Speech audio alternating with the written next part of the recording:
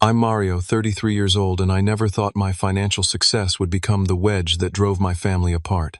For 6 years, I paid the mortgage on my parents' home without complaint, happy to give back to the people who raised me. But that all changed the night. My mother screamed those words that still echo in my head. "You're ungrateful. Get out, and never come back." Little did she know how quickly she'd regret those words. If you're watching this right now, drop a comment telling me where you're viewing from, hit that like and subscribe button, and prepare yourself for a story about how sometimes the people closest to us can take our generosity for granted until it's gone.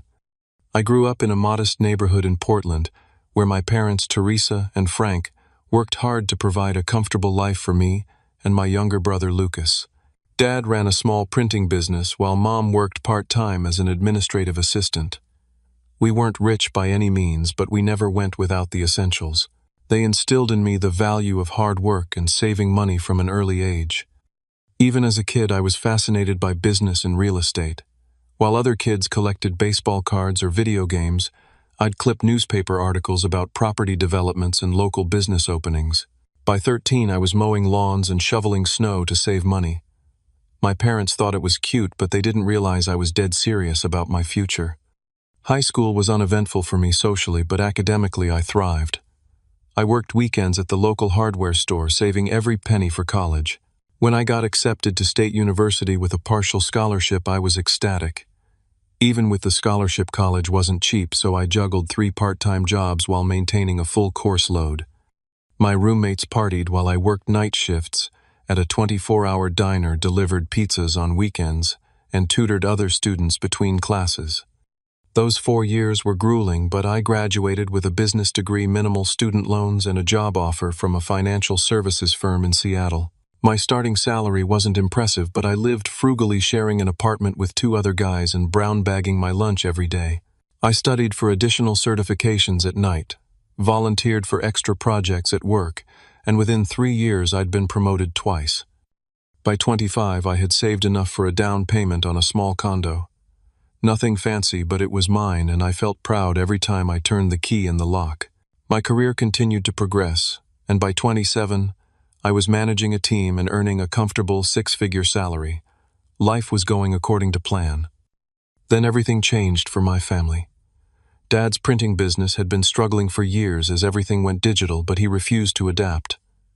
Eventually, the business went under, taking their savings with it. At 59, Dad found himself unemployed with outdated skills and a mortgage they could barely afford. Mom's part-time job wasn't enough to cover their expenses, and they were 3 months behind on payments when they finally called me in tears. I flew home that weekend and was shocked at their situation. Past due bills covered the kitchen table, and the refrigerator was nearly empty. Without hesitation, I wrote a check to bring their mortgage current and set up automatic payments from my account. "Just until Dad finds a new job," Mom said, hugging me tightly. "We'll pay you back every penny." It was supposed to be temporary, 6 months at most. Dad would find work, they'd get back on their feet, and I'd go back to focusing on my own future. But 6 months turned into a year, then 2. Every time Dad had a job interview, something went wrong. The company downsized. The position was filled internally. He was overqualified. Meanwhile, Mom's hours were cut, adding more pressure. I didn't mind at first. I was doing well, and helping my parents felt good. They had sacrificed for me growing up, and now I could return the favor. But as time passed, I noticed subtle changes in their attitude, especially Mom's. What started as tearful gratitude evolved into expectation. When I visited, she'd casually mention other expenses they were struggling with, hinting until I offered to help. Dad seemed uncomfortable with the arrangement, but never contradicted Mom. By year 3 of paying their mortgage, I noticed Mom had redecorated the living room with expensive new furniture. When I asked about it, she dismissed my question with a wave. "We deserve a few nice things, Mario. Life's been so hard lately." Dad avoided my eyes during this conversation, staring at the new 60-inch television instead. I tried to bring up the subject of their financial plan several times, asking about Dad's job search or suggesting Mom look for full-time work. These conversations always ended with Mom getting emotional, reminding me how they'd sacrificed everything for me growing up. "After all we did for you," she'd say, "this is the least you can do." It was effective at shutting down any discussion about changing our arrangement. By year 5, the mortgage payments had become simply another bill in my monthly budget. I rarely thought about it anymore, even as the amount I'd spent supporting them crept well into 6 figures. They were my parents, after all. What else could I do? But a nagging feeling was growing inside me, a sense that something wasn't right about the situation. I just wasn't ready to admit it yet. Everything started to shift when I met Sophia at a charity event hosted by my company. Smart, compassionate, and refreshingly direct, she worked as a child psychologist and had a way of seeing through facades that both impressed and unnerved me. Our first date turned into a second, then a third, and before I knew it, we were spending every weekend together. After dating for 4 months, I finally took her to meet my parents. The visit started pleasantly enough, with Mom preparing her signature lasagna and Dad showing Sophia his collection of vintage jazz records. But I noticed Mom's tight smile whenever Sophia talked about her career or our relationship. The tension was palpable. On the drive back to Seattle, Sophia was uncharacteristically quiet. When I asked what was wrong, she hesitated before answering. "Mario, has your mom always talked to you that way?" "What way?" I asked, genuinely confused. "Like you owe her something." I counted 6 times she mentioned how much they sacrificed for you, and 4 times she brought up your obligation to family. She turned to look at me, and the way she changed the subject when you mentioned possibly cutting back on your financial support, it was so manipulative. I defended my parents, instinctively explaining their financial difficulties and my desire to help. But Sophia's observations lingered in my mind. Was I being manipulated? I pushed the thought away. They were my parents, not con artists. 2 weeks after that visit, I received a major promotion at work. The new position came with significantly more responsibility and required occasional travel, but the salary increase was substantial. When I called my parents to share the good news, Mom's first question wasn't about my new role or how I felt. "That's wonderful, honey. How much more will you be making?" she asked, not even trying to disguise her interest. "About 30% more," I replied, immediately regretting my honesty. "That's perfect timing. Your father and I have been thinking about some renovations to the house. The bathroom is so outdated, and you know how your father's back bothers him. A walk-in tub would really help." I felt a familiar tightness in my chest. "Mom, this promotion means more work hours and more stress. I was actually thinking about putting the extra money toward my retirement account." The silence on the other end was deafening. When she finally spoke, her voice had that wounded tone I'd grown to dread. "I see. Your retirement is more important than your father's health. I understand." By the time I hung up, I'd somehow agreed to increase my monthly contribution to their expenses. Sophia found me sitting in dark silence on my balcony that evening, a untouched beer warming in my hand. I told her about the conversation, expecting sympathy. Instead, she sat down across from me, her expression serious. "Mario, do you realize what's happening? They're using guilt to control you financially. This isn't what loving parents do." Her words stung because deep down I knew she was right. But admitting it meant confronting a painful truth about the people I loved most. So I changed the subject, and Sophia was wise enough not to push. The situation grew more complicated when my brother Lucas lost his apartment and moved back in with our parents. At 30, he'd never held a steady job, bouncing between part-time gigs and entrepreneurial ventures that never materialized into actual income. Now he was living rent-free in our childhood home, adding to the expenses I was covering. During one of my visits, I discovered Lucas had converted the garage into a music studio with equipment that must have cost thousands. When I questioned this, Mom jumped to his defense. "He needs to express his creativity, Mario. Not everyone can be a corporate robot like you." The comment hurt, but I swallowed my response. Later that night, I overheard Mom and Lucas talking in the kitchen. "Don't worry about Mario," she said. "He makes plenty. He's just stingy sometimes. I know how to handle him." Their laughter felt like a knife to my gut. As my relationship with Sophia deepened, my time became increasingly split between work, her, and obligations to my family. Mom's calls grew more frequent and more demanding. If I missed Sunday dinner because of work, I'd receive guilt-laden texts about my changing priorities. If I brought Sophia along, Mom would make passive-aggressive comments about outsiders not understanding family matters. The breaking point came when I had to cancel a visit due to an emergency at work. A major client was threatening to pull their account, and I needed to fly to Chicago on short notice. Mom was livid. "Your father has been looking forward to seeing you all week. How could you be so selfish?" For the first time, I pushed back. "Mom, this is my career. I can't just drop everything because Dad wants to watch football with me." Your career, she mimicked. "What about your family? We're the ones who always supported you, and this is how you repay us, by abandoning us for some meeting." "I'm not abandoning anyone," I said, trying to keep my voice level. "I'm literally paying your mortgage. How is that abandonment?" "Oh, so now you're throwing that in our face. Real nice, Mario, real nice." She hung up on me. That night, Sophia found me researching exactly how much I'd spent supporting my parents over the years. The number made my stomach drop over $120,000, not including gifts, groceries I bought during visits, or restaurant meals I always paid for. "I think it's time for a serious conversation with them," Sophia said gently. "This isn't sustainable emotionally or financially." I nodded, finally ready to face what I'd been avoiding for years. "You're right. This has to change." Sophia and I had been talking about moving in together for weeks. Her lease was ending soon, and it made sense both emotionally and financially. One evening, as we browsed apartment listings online, she paused and looked at me seriously. "Before we do this, I need to know that we're building our life together, not just adding another financial obligation to your plate," she said. "I love how generous you are, but I'm concerned about your family situation." Her words crystallized something I'd been feeling but couldn't articulate. I was carrying my parents financially at the expense of my own future, and possibly my relationship with Sophia. "I'm going to talk to them this weekend," I decided. Really talk to them, about a plan for them to become financially independent. I spent hours preparing what I would say, even writing key points on index cards like I was getting ready for a business presentation. Sophia helped me practice playing the role of my defensive mother with uncomfortable accuracy. By Sunday morning, when we drove to my parents' house, I felt as ready as I'd ever be. I'd asked Mom to make her pot roast, my dad's favorite meal, hoping the good food would create a positive atmosphere. When we arrived, the house smelled wonderful and Mom greeted us warmly. Too warmly.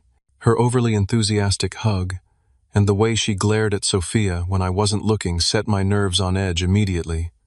Lucas was there too, which I hadn't expected. He lounged on the couch, barely acknowledging our arrival beyond a nod in our direction. Dad at least seemed genuinely happy to see us, giving Sophia a fatherly hug that made me smile despite my anxiety. Dinner started pleasantly enough. We discussed safe topics: Dad's garden, Sophia's work with children, the unusually warm weather. I waited until we were eating dessert before clearing my throat. "I wanted to talk to you all about something important." I began, my mouth suddenly dry. "It's about our financial arrangement." The atmosphere in the room shifted instantly. Mom's smile vanished, and Dad became very interested in his apple pie. Lucas rolled his eyes dramatically. "I've been happy to help these past 6 years," I continued, "but I think it's time we discussed a transition plan. I'd like to help you become financially independent again." Mom put down her fork with deliberate slowness. "What exactly are you saying, Mario?" "I'm saying that I need to start focusing on my own future. Sophia and I are getting serious, and I—" "Ah," Mom interrupted, her voice sharp. "So that's what this is about. She doesn't want you helping your family." Sophia stiffened beside me but remained silent as we'd agreed. "This isn't about Sophia," I said firmly. "It's about creating a sustainable situation for everyone. Dad, you've been out of work for 6 years now. There are jobs out there that would be perfect for your skills." Dad looked uncomfortable but nodded slightly. "I've been looking, son.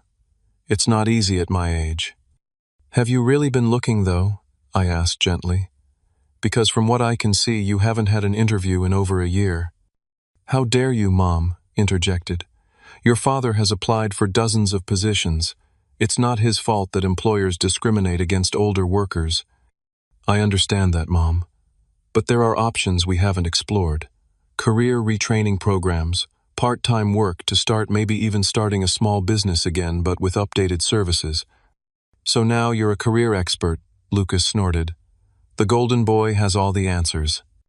I ignored him, keeping my focus on our parents. And Mom, you're working 20 hours a week. Is there a reason you haven't looked for full-time employment? Her face flushed. I have health issues, as you well know. My doctor advised limited working hours. This was news to me. What health issues? You've never mentioned any diagnosis. I don't have to justify my medical situation to you, she snapped. The point is, we're your parents. We raised you, fed you, clothed you, put you through college. You didn't put me through college. I corrected her. I worked 3 jobs and got scholarships. We gave you a roof over your head. We supported your dreams when everyone else said they were unrealistic. And now that we need a little help, you're abandoning us because your girlfriend thinks we're a burden. I felt my carefully prepared points crumbling under the weight of her emotional onslaught. That's not what's happening, Mom. I just think 6 years of support was meant to be temporary and— How much do you make now, Mario? She interrupted. 6 figures, right. More money than your father and I ever saw in our lives. And you're complaining about helping the people who gave you life. I'm not complaining. I'm trying to have an adult conversation about cutting us off because she wants our money, Mom said, pointing at Sophia with her dessert fork. Teresa, Dad said quietly, That's not fair. Oh, so you're taking his side now. After everything we've done for him, after all our sacrifices, Mom's voice was rising steadily. This isn't about sides, I tried again. It's about finding a solution that works for everyone long term. Mom stood up suddenly, her chair scraping loudly against the floor. I know exactly what this is about. It's about you thinking you're better than us now. With your fancy job and your fancy girlfriend and your fancy condo, you've forgotten where you came from. Mom, please calm down, I said, feeling the conversation spiraling out of control. I'm just suggesting we create a timeline for abandoning your family, she shouted. After everything we've done for you, you ungrateful, selfish boy. I've given you over $120,000, I said, my own voice rising now. How is that ungrateful? The room went deathly quiet. Dad's face paled, and even Lucas looked shocked. Clearly they hadn't realized the total amount. You're counting, Mom whispered as if I'd confessed to a horrible crime. You've been keeping track of every penny you've given your own parents. That's not the point, I backpedaled, realizing my mistake. I'm just saying I've been happy to help, but it was supposed to be temporary and— Get out. Mom's voice was suddenly cold. What? You heard me. You're ungrateful. Get out and never come back. Her face was contorted with rage. If we're such a burden to you, then go. Go live your perfect life with her, and forget you ever had a family. Teresa, for God's sake, Dad finally intervened, but it was too late. I stood up slowly, feeling numb. Sophia rose beside me, her hand finding mine. I think we should go, she said quietly. Yes, take him away, Mom spat. You've gotten what you wanted. I looked at my father, hoping he would say something, stand up to her, but he just sat there looking torn and miserable. Lucas smirked, clearly enjoying the drama. In that moment, I saw my family clearly for perhaps the first time, and what I saw broke my heart. Without another word, Sophia and I walked out the front door, closing it gently behind us. In the car, I sat with my hands gripping the steering wheel, too stunned to drive. Are you okay? Sophia asked, her voice gentle. I wasn't okay, not even close, but I nodded anyway, started the engine and drove away from the house I'd been financially supporting for 6 years. I didn't look back. The first few days after the blow-up were a blur. I went through the motions at work, attended meetings, responded to emails, but inside I felt hollow. 6 years of financial support, and this was how it ended. With my mother screaming at me to get out and never return. The injustice of it burned in my chest, but underneath was a deeper pain. The realization that perhaps my family didn't love me the way I'd always believed they did. Sophia was my rock during this time. She suggested I move in with her immediately rather than waiting for her lease to end. No sense paying for two places when we're together every night anyway, she reasoned. But we both knew the real reason she didn't want me to be alone with my thoughts. My phone remained conspicuously silent. No apologetic call from Dad. No text from Mom saying she'd overreacted. Not even a sarcastic message from Lucas. The silence spoke volumes. They were waiting for me to cave, to apologize, to come crawling back and beg forgiveness for my ingratitude. The thought made my stomach churn. A week after the confrontation, I scheduled an appointment with Janet, a financial advisor I'd met through work. She reviewed my financial situation with professional detachment, noting the significant drain that supporting my parents had placed on my long-term goals. Based on your current income and expenses, you should have approximately $300,000 more in retirement savings and investments than you currently do, she observed, turning her computer screen so I could see the projections. That's the opportunity cost of the support you've provided. The number stunned me. Not just the money I'd directly given them, but what that money could have become if invested over the same period. Years of compound interest lost forever. And if I continue at the current rate, I asked, dreading the answer. Janet ran the numbers.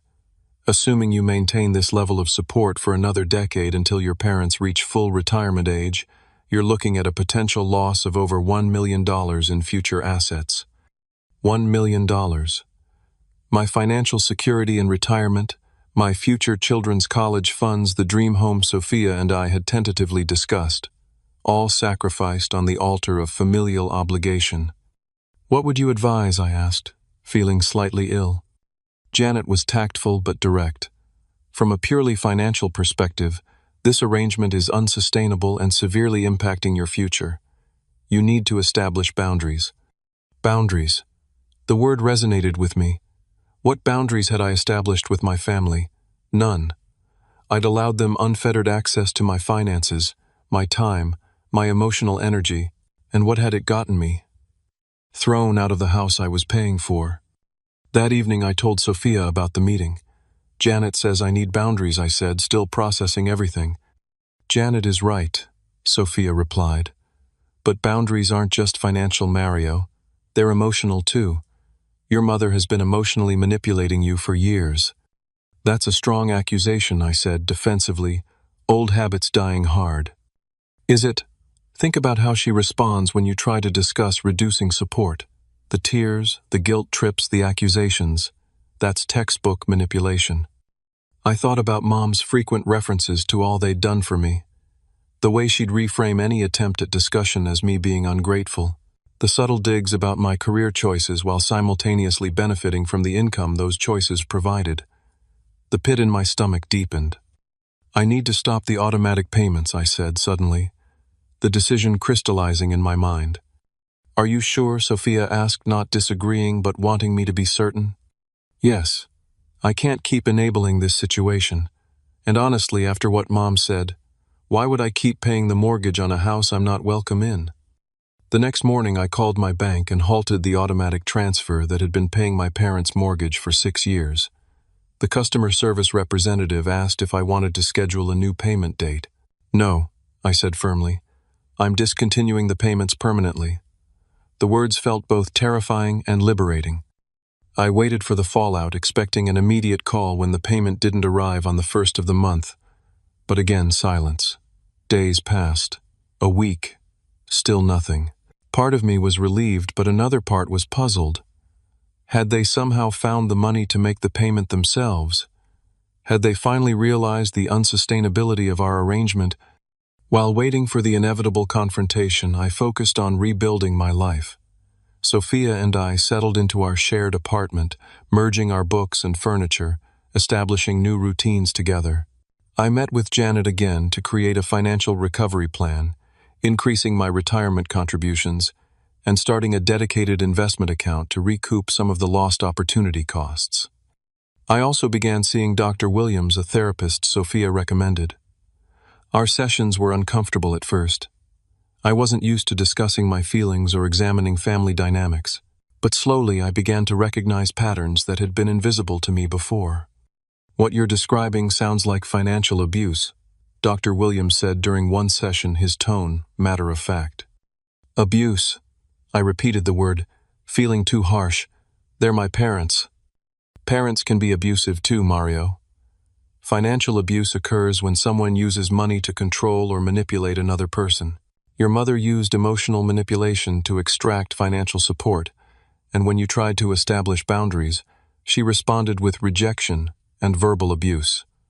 That fits the pattern. I sat with that uncomfortable truth for several days, turning it over in my mind, examining my family history through this new lens. The signs had been there all along. Mom controlling the family finances even when Dad was the primary earner. Her expensive tastes despite their modest income. The way money was alternately weaponized and held over my head growing up. We can't afford that when it was something I wanted, but somehow there was always money for things she deemed important. 2 weeks after I stopped the mortgage payments, I was starting to hope that perhaps my parents had accepted the new reality. Maybe they were finally taking responsibility for their own finances. Maybe the blow-up had been a blessing in disguise, forcing a necessary change. Then my phone buzzed with a text from Dad. "Why haven't you paid the mortgage? We got a late notice from the bank. Call me as soon as possible." No apology, no acknowledgement of what had transpired. Just the expectation that I would continue financial support despite being told to get out and never come back. I stared at the message for a long time, emotions warring within me. The old Mario would have immediately called, apologized for the oversight, and arranged a payment. The old Mario would have done anything to avoid conflict with his family. But I wasn't that person anymore. After consulting with Sophia and taking a deep breath, I typed a simple response. "Oh, I thought I wasn't welcome." Mom made it pretty clear when she told me to get out and never come back. Then I turned off my phone and went for a long run, knowing that when I turned it back on, my life would never be the same. When I returned from my run and powered on my phone, it nearly vibrated out of my hand with incoming notifications.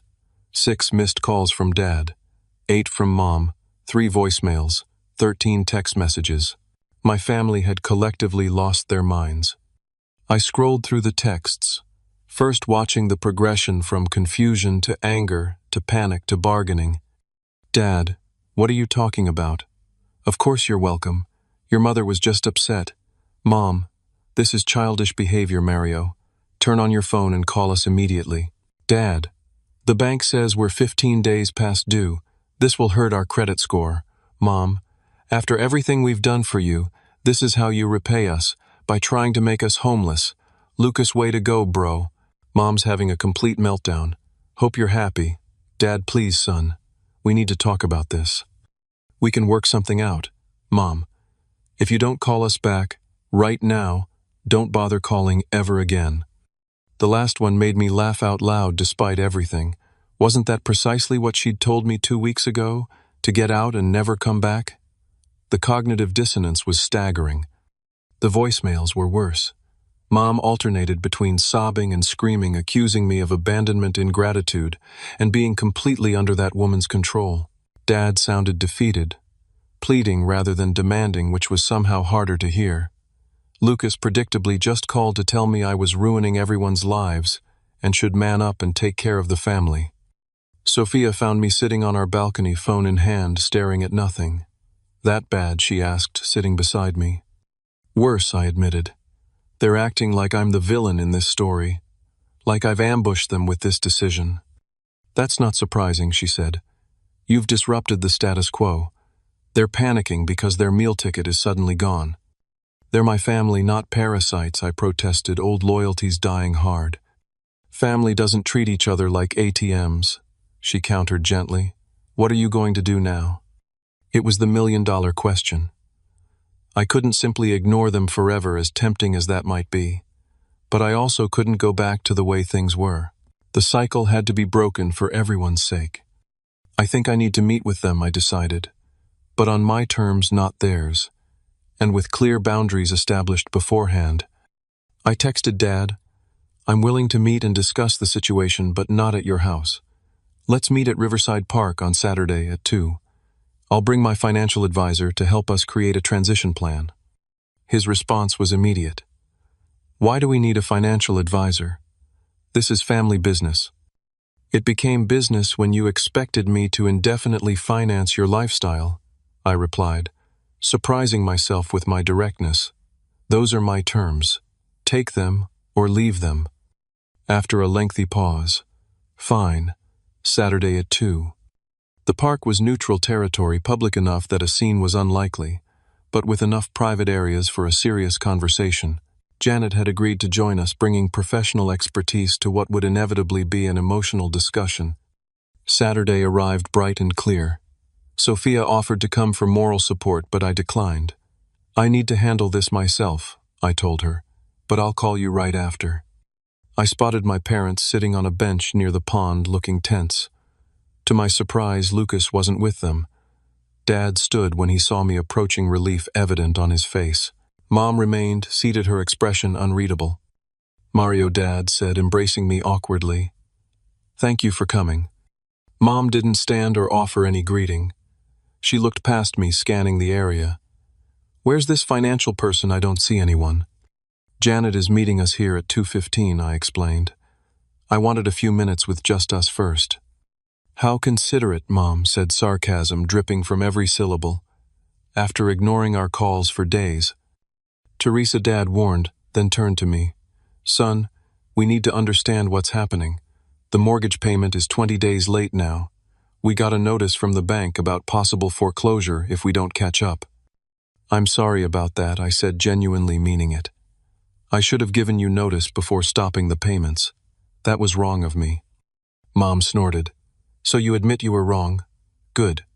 Now when will you restart the payments? The direct question caught me off guard, though it shouldn't have. I won't be restarting them, Mom. That's what we're here to discuss. A transition to you and Dad becoming financially independent again. Her face flushed with anger. After everything. Please don't start with after everything we've done for you. I interrupted, my voice firm but quiet. I acknowledge that you raised me. I'm grateful for that. But that doesn't obligate me to support you indefinitely as adults. We're your parents, she hissed. That's a lifetime commitment. Yes, you're my parents, and I love you. But the financial arrangement we've had for the past 6 years isn't healthy for any of us. It's created resentment and entitlement instead of gratitude and independence. Entitlement. Mom practically spat the word. Is that what your therapist girlfriend has been telling you? That we're entitled? I took a deep breath, refusing to be baited. This isn't about Sophia. This is about us. About the fact that I've been carrying the financial burden for our family, while simultaneously being treated like I'm not doing enough. Dad placed a restraining hand on Mom's arm as she opened her mouth to retort. Let's hear him out, Teresa. Thank you, Dad, I said, grateful for the intervention. Look, I know this is difficult. Change always island. But the current situation isn't sustainable. You're both relatively young and capable. There's no reason you can't support yourselves with some adjustments and planning. Easy for you to say, Mom muttered. You have no idea how hard it is out there at our age. Actually, I do, I replied calmly, which is why I brought Janet. She specializes in midlife career transitions and financial recovery. She's helped dozens of people in situations similar to yours. As if on cue, Janet approached professional in a navy suit carrying a leather portfolio. I made introductions, noting Mom's cold handshake and Dad's nervous one. Thank you for meeting with me. Janet began, her tone warm but businesslike. Mario has shared some details about your financial situation, and I believe I can help you create a sustainable path forward. We don't need financial advice, Mom snapped. We need our son to honor his commitments to his family. Janet didn't flinch. Mrs. Acosta, I understand this is a stressful situation, but based on the information I've reviewed, the current arrangement isn't serving anyone's best interests. Mario has provided over $120,000 in direct support over the past 6 years, plus additional uncalculated expenses. Mom's eyes widened, and she looked at Dad, who seemed equally shocked. Despite my mentioning the figure during our argument, it clearly hadn't registered. That level of support, Janet continued, has significantly impacted Mario's own financial health and future security. Meanwhile, it hasn't helped you and Mr. Acosta establish independence or address the underlying issues in your financial situation. So he's just cutting us off? Dad asked, his voice strained. After all this time? Not at all, Janet replied. What I'm proposing is a structured transition plan. Maria would continue limited support for 6 months while you implement specific steps toward financial independence. I would work with you weekly to ensure progress and address any obstacles. She opened her portfolio and laid out printouts of a detailed plan, including potential job opportunities for both of them, budget restructuring, and debt management strategies. As Dad leaned forward with interest, Mom crossed her arms tightly across her chest. "This is insulting," she declared. "Being treated like financial children by our own son." "Mom," I said quietly, "6 years ago you promised this would be temporary. Just until Dad finds a job, you said. That was 72 mortgage payments ago." Dad looked down, shame evident in his slumped shoulders. "He's right, Teresa. We've been taking advantage." Mom whirled on him. "Taking advantage? How can you say that, after everything we sacrificed for him growing up, the vacations we didn't take, the second car we didn't buy? We gave him everything. And I've been repaying that generosity for 6 years," I said. "But it has to end sometime. I have my own life to build, my own future to secure." With her, Mom sneered. "She's the one behind this, isn't she? Sophia doesn't want her money going to support your family." "It's my money, Mom. And Sophia has never once complained about me supporting you. She's only concerned about the emotional toll it's taking on me, on all of us." "Emotional toll," Mom scoffed. "Since when did you get so sensitive?" Janet intervened smoothly. "Mrs. Acosta, financial stress impacts relationships in profound ways. What I'm seeing here is a family in crisis, not just a financial problem. The plan I'm proposing addresses both aspects." For the next hour, Janet outlined her recommendations in detail. Dad asked thoughtful questions and took notes. Mom alternated between sullen silence and barbed comments. It was exhausting but necessary. Finally, Janet closed her portfolio. "I'll email you both the complete plan. Take some time to review it, and we can meet again next week to address any questions or concerns." As Janet packed up, Dad turned to me. "Son, I want you to know. I'm sorry. For everything. For letting this go on so long without saying anything. For not standing up when your mother... Well, I should have been stronger." His apology, unexpected and genuine, caught me off guard. "Thank you, Dad.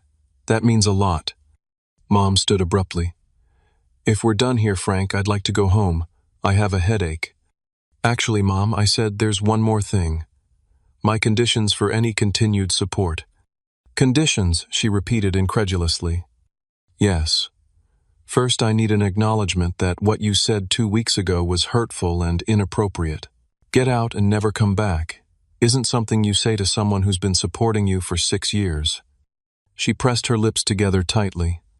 Second, I need respect for my relationship with Sophia. No more snide comments or accusations. Mom looked away, refusing to meet my eyes. And finally, I need your commitment to follow Janet's plan. If you're not willing to work toward independence, then I can't continue supporting you even temporarily.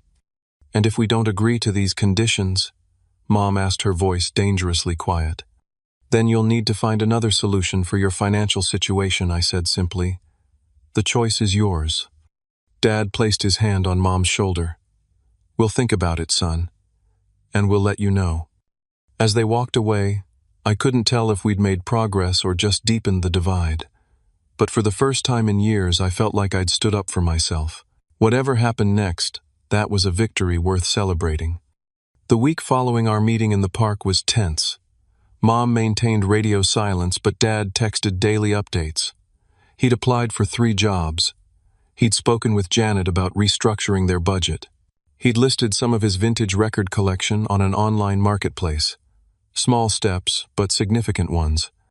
What he didn't mention was Mom's response to the transition plan.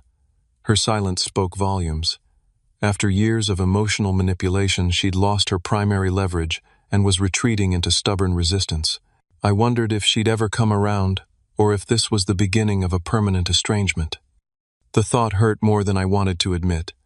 Despite everything, she was still my mother. I still remembered her singing me to sleep when I had nightmares, teaching me to ride a bike, beaming with pride at my college graduation. Those memories existed alongside the manipulation and entitlement. Both versions of my mother were real. 10 days after our meeting, Dad called rather than texted. His voice sounded different, more energetic than I'd heard in years. I got a job, he announced without preamble. Assistant manager at Burlington Coat Factory. It's not printing, but it's retail management, which I have experience with. Benefits after 90 days, and the salary is decent for part-time. Dad, that's fantastic, I said, genuinely thrilled. When do you start? Monday. 25 hours a week to start with potential for full-time after 3 months. The pride in his voice was unmistakable. I wanted you to be the first to know. I'm really proud of you, I told him. How does Mom feel about it? His hesitation told me everything. She's adjusting to the idea. Oh, you know your mother. Change is hard for her. Has she looked for work herself? I asked, already knowing the answer. Not yet. But she did meet with Janet yesterday to discuss options. That's progress, right? It was something, at least. Definitely progress. And Lucas, any changes there? Dad sighed. He's not taking the new situation well. Apparently he had some business venture he was counting on Mom and me to fund. When we told him that wasn't possible anymore, he started talking about moving to Los Angeles to pursue his music. I bit back a sarcastic comment about Lucas's perpetually imminent music career. Maybe independence would be good for him too. Maybe Dad agreed, not sounding convinced. Listen, son, there's something else. Your mother may not be ready to say it, but I am. I'm sorry. For everything. For letting the situation get so out of hand. For not being the father you deserved these past few years. His voice cracked slightly, and I felt my own throat tighten. Dad. No, let me finish. I was depressed after the business failed. Really depressed.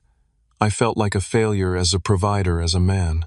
When you stepped in to help, it was a relief at first, but then it became, I don't know, easier to just let you carry everything, to abdicate my responsibilities.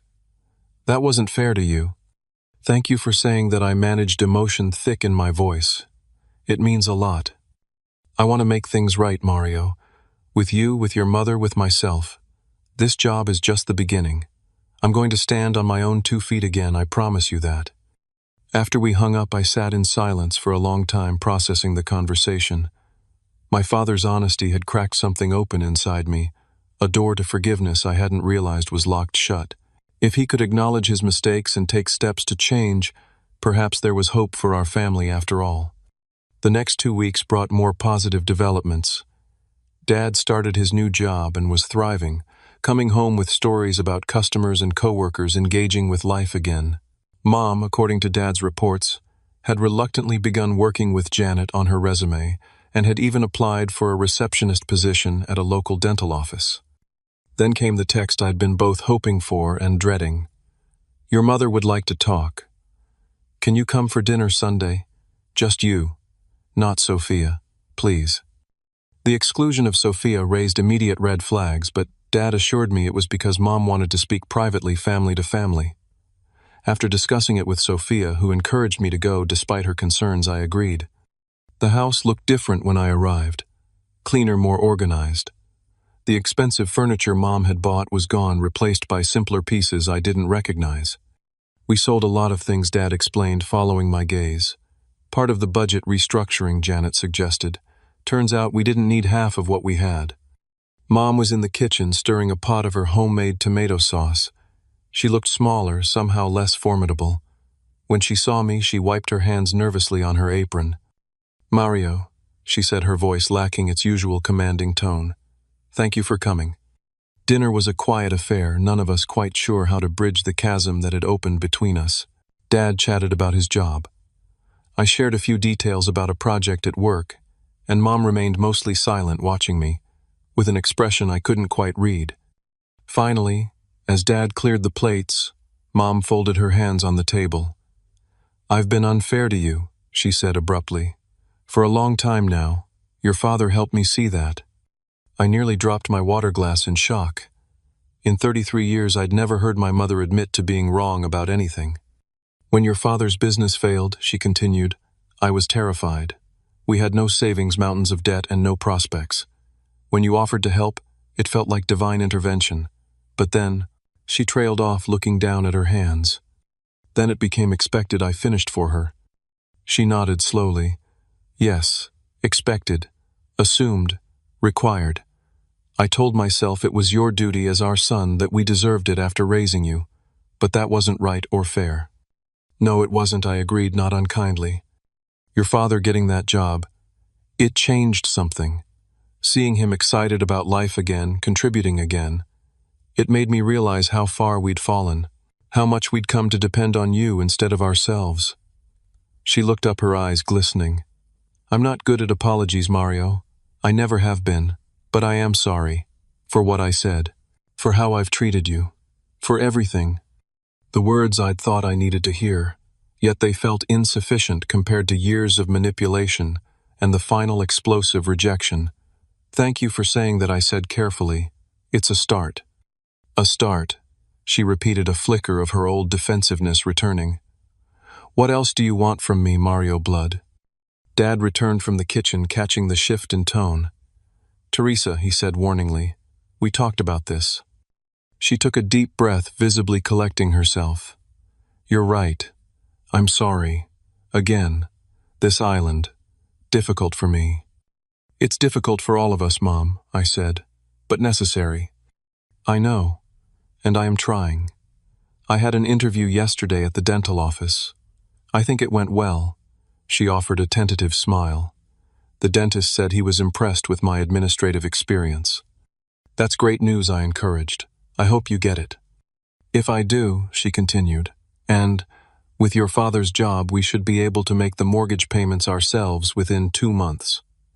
Janet helped us create a budget. She gestured to a spreadsheet posted on the refrigerator door, color-coded and detailed. I'm impressed, I said honestly. That's significant progress in a short time. We've also talked to Lucas' dad, added, returning to his seat. Really talked to him. About responsibility, independence, his future.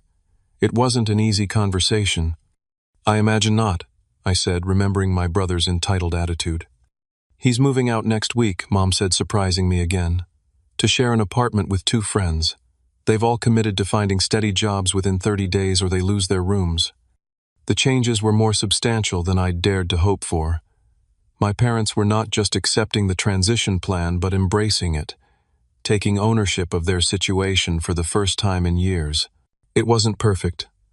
Mom's apology had come with strings attached, and old habits wouldn't disappear overnight, but it was a genuine beginning.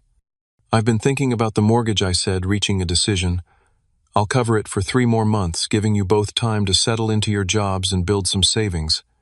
After that, it's in your hands, and I'll help Lucas with his first month's rent as a fresh start gift.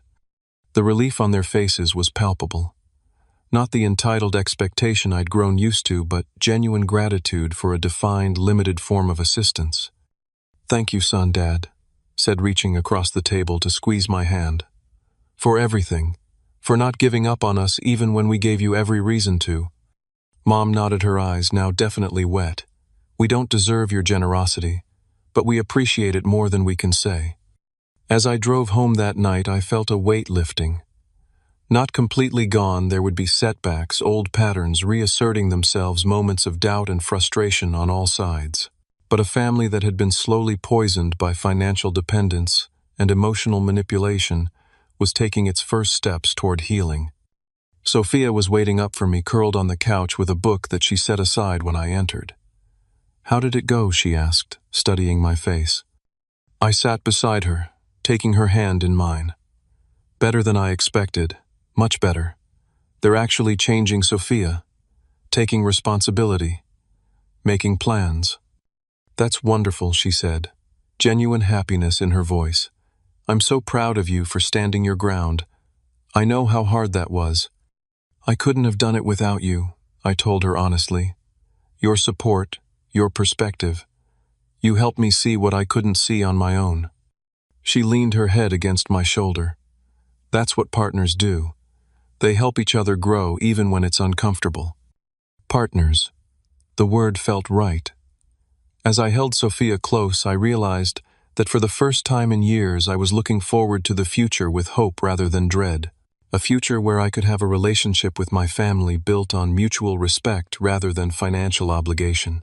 A future where Sophia and I could build our lives together without the shadow of my family's expectations hanging over us.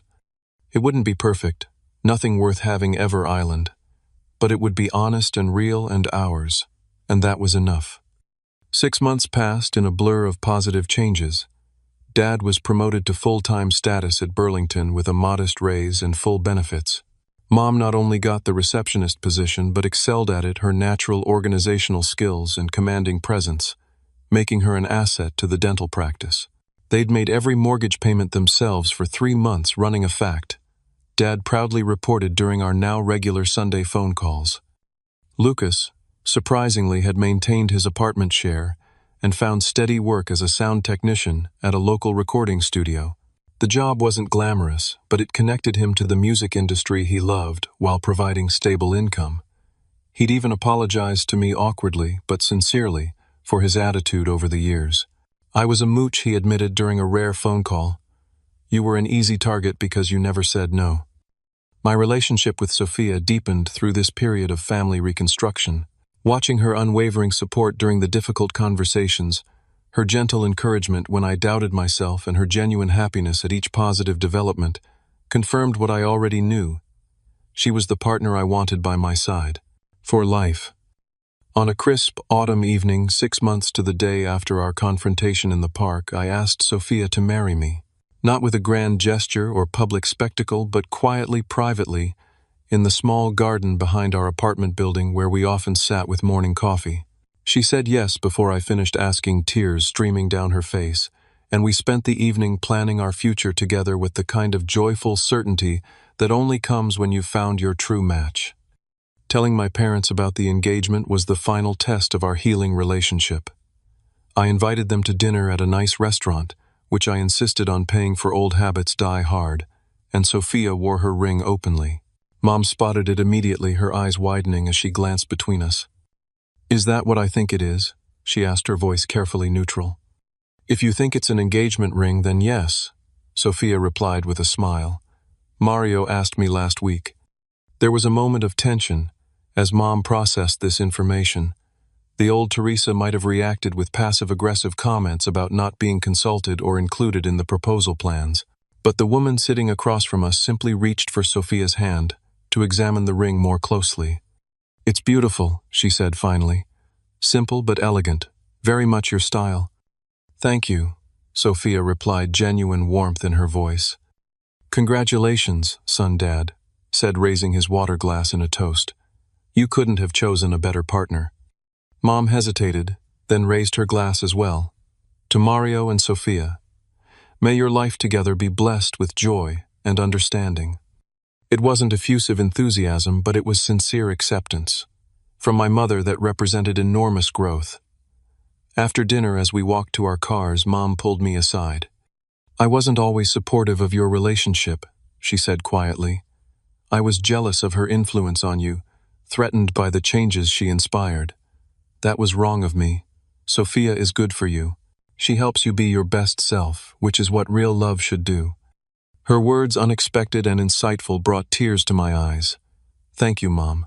That means everything to me. I'm learning, she said with a small smile. Slowly at my age, but learning nonetheless. The wedding planning process revealed how much had changed in our family dynamic. Mom offered suggestions rather than demands, respected our decisions even when they differed from her preferences, and worked harmoniously with Sophia's parents on shared responsibilities. When I offered to help my parents with some of the traditional costs, Dad firmly refused. We've budgeted for this, he insisted. It's important to us to contribute to your wedding as your parents, not as your dependents. The distinction was significant. They wanted to give from a place of strength and independence, not obligation or expectation. It was the healthiest our relationship had been in my adult life. The wedding itself was everything we'd hoped for, intimate, joyful, focused on our commitment rather than external displays. During the reception, Dad gave a toast that brought the room to tears. To watch my son grow into the man he is today has been the greatest privilege of my life, he said, his voice thick with emotion. Mario, you taught me what real strength looks like. Not the false pride that keeps a man from admitting his failures, but the true courage to stand firm in your values, even when it's difficult. The lesson came later in life than it should have, but I'm eternally grateful for it. Looking around at our gathered loved ones, Sophia radiant beside me, my parents supporting each other, both literally and figuratively, Lucas sober and engaged with the moment rather than checking his phone, I felt a profound sense of peace. The journey had been painful, the confrontations uncomfortable, but the outcome was worth every difficult moment. In the months that followed the wedding, Sophia and I began looking for a house planning for the family we hoped to start. My parents continued their journey toward financial independence, even taking a modest vacation paid for entirely from their own savings. Our Sunday dinners became a treasured tradition, occasionally including Lucas when he wasn't working weekend events. The transformation wasn't without setbacks. Mom sometimes slipped into old patterns of manipulation when stressed. Dad had moments of passivity that frustrated both Mom and me. I occasionally found myself reverting to the role of financial rescuer before catching myself. But these regressions became less frequent and less severe as we all remained committed to healthier patterns. A year after that fateful dinner where Mom had told me to get out and never come back, we gathered at my parents' home to celebrate their 35th wedding anniversary. As we shared memories and laughter, I reflected on the journey we'd taken together and the lessons I'd learned along the way. First and foremost was the understanding that genuine love requires healthy boundaries. Without limits, generosity becomes exploitation, gratitude becomes entitlement, and relationships become transactional rather than nurturing. Setting boundaries wasn't selfish or cruel, it was necessary for authentic connection. I'd also learned the painful truth that family patterns don't change without discomfort. The status quo, however, dysfunctional, has a powerful gravity. Breaking free requires courage, persistence, and the willingness to endure temporary pain for long-term health. Had I not stood firm in that park meeting, had I caved to guilt and obligation as I had so many times before, nothing would have changed. Perhaps most importantly, I discovered that financial support, while sometimes necessary and appropriate, cannot substitute for emotional growth or personal responsibility. By constantly rescuing my parents from the consequences of their financial choices, I'd been denying them the opportunity to develop their own resilience and resourcefulness. My help had become a subtle form of harm. As I watched my father refill everyone's wine glasses, a modestly priced but good quality wine he'd proudly selected, I realized that the greatest gift I'd given my family wasn't the mortgage payments or other financial assistance. It was the gift of consequences, of accountability, of the chance to reclaim their dignity by standing on their own feet again. A toast, I said, raising my glass, to second chances and new beginnings, to the courage to change even when change is terrifying, and to family not as an obligation but as a choice we make every day to love each other with honesty and respect. To family, everyone echoed, glasses clinking in the warm evening light. Later, as Sophia and I drove home, she placed her hand gently on my knee. "You know what I'm most proud of?" she asked. "How you managed to set boundaries without burning bridges. That's rare, Mario. Most people either stay trapped in toxic patterns or cut ties completely. You found a middle path." Her observation crystallized something I'd been feeling but couldn't articulate. The journey hadn't been about escaping my family or changing them to suit my preferences. It had been about creating a relationship where all of us could be our authentic selves, with honesty, mutual respect, and appropriate expectations. As we pulled into our driveway, Sophia's phone buzzed with a text. She smiled as she read it. "Your mom wants to know if we're free for lunch tomorrow. Just the two of us. She wants my opinion on redecorating their living room." I laughed, amazed at how far we'd come. Tell her yes, and tell her I love her. Some might look at our family story and see only conflict and pain. But I see something different. The painful but necessary growth that transformed a family drowning in unhealthy patterns into individuals who choose each other freely without obligation or resentment. It wasn't easy, and it's still a work in progress, but the authentic connection we share now is worth every difficult moment along the way. If you're struggling with similar family dynamics, Remember that setting boundaries isn't about rejection. It's about creating the conditions where genuine love can flourish.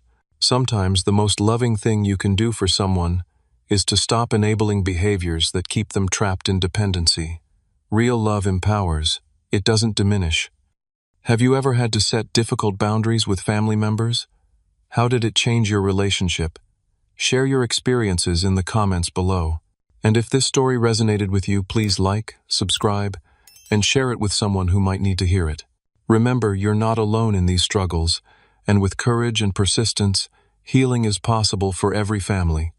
Thank you for listening to my story, and I wish you strength and wisdom in your own journey toward healthier relationships.